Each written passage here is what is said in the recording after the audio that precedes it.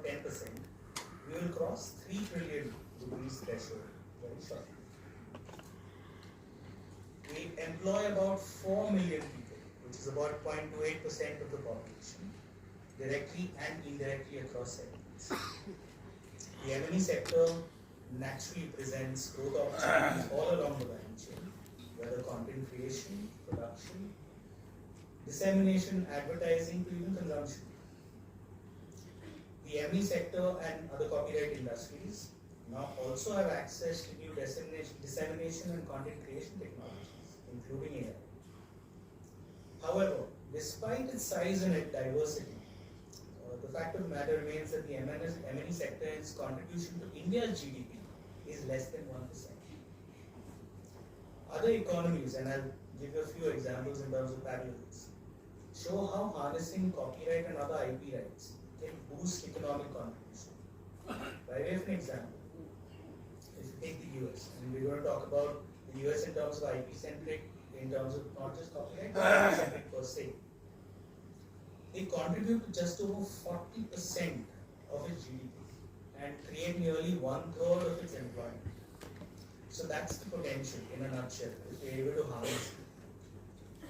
Now, while there are some milestones, I'll talk about Charter with some challenges ahead and talk about the industry and why it's at crossroads. Let's quickly sort of sum it up in a few bullet points. But content creation has exploded. There have never been more hours of content being created as they are today. As a consequence, consumption is increasing. However, audiences are increasingly less discerning between curated and non-curated content. Audiences are increasingly making an aspirational choice to pay more for convenience, which is a good thing. The volume of content by platform, however, has become a big measure of its success, as opposed to quality. Cheaper inventory combined with targeting capabilities has resulted in increased advertiser attention and interest in non-curated content. AI could augment large aspects of content creation. Now, in this background, I'll talk about the three areas combined with the SDGs that they sort of interplay with, and what is the potential opportunity there. Now, given the statistics that I mentioned, and for that matter, Sir mentioned in the earlier speech, there's no doubt that the content ecosystem has massive potential to drive digital employment. That ties into SDG 8 and SDG 9, not just the recent work in economic growth, but industrial innovation and infrastructure. Second, the copyright framework by its very nature supports and rewards diversity and inclusivity. This ties into SDG 8 and SDG 5, which also brings in gender equality. Besides, of course, SDG 9, which I already spoke about. The very notion of copyright was essentially born to incentivize disclosure, hence the extension of protection from publication. Just reward for disclosure can mean a level of stability and reliability of income, which incentivizes participation by creators from non-traditional and traditional participants. Under the Copyright Act, the concept of fair dealing carves out space for education, news reporting, commentary and other areas, enabling a level of access for all and aligned with free speech rights. Greater access leads to a plurality of voices, which is crucial for a healthy democracy. This is borne out by the following data. Our film industry is the world's largest. We had 1796 movies released in the last year in 38 different languages. By comparison, 620 films were released in the US, around 1500 in South Korea, and 971 in China. We have over 900 satellite television channels, provided by more than 300 broadcasters, serving around 200 million households. Over 40 OTT domestic and international platforms, 1,300 radio stations, and a public broadcast service that reaches 99% of the population. Therefore, to sum up, more than enough that copyright fosters in terms of creativity and rewards of diversity and inclusivity. The third point that I wanted to talk about in terms of interplay is that it incentivizes debate, discussion, and fuels the information society. So SDG 4, which is quality education, and SDG 12, which talks about responsible consumption and production. Once copyright emanates from a situation of incentivizing publication, and publication stands incentivized, there's absolutely no reason for anyone to curtail how far and wide it's disseminated.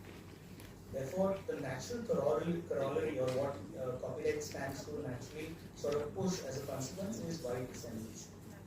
The minute that happens, you fuel debate.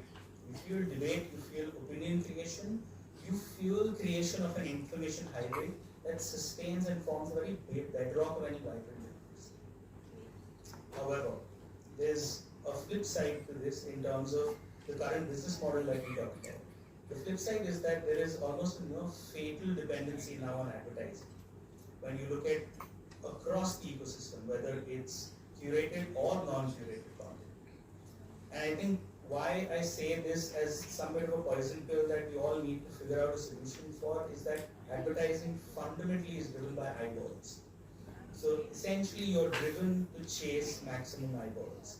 As a consequence, I think a lot of storytelling potentially suffers from being able to, stick to what may have been its integral principles when being formulated. Further, today, misinformation in social media has become a big problem.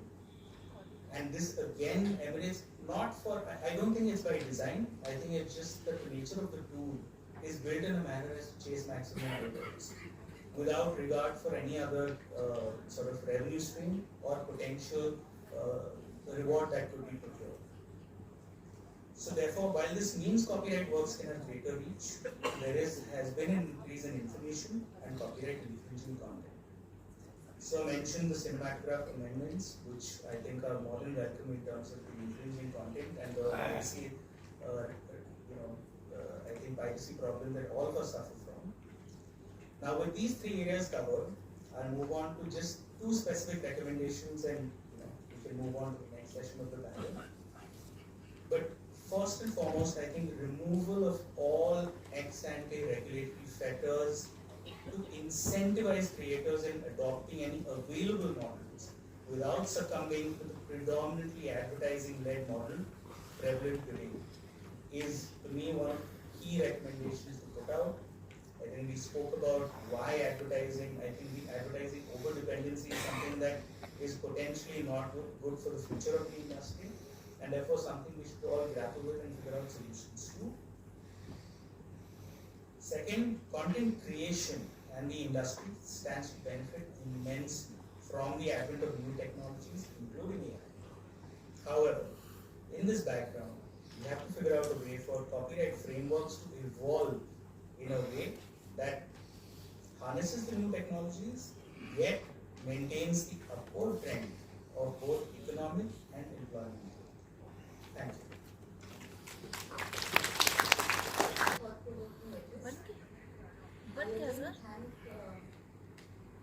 Jason, Mr. Raju, for spending time for us, and I again apologize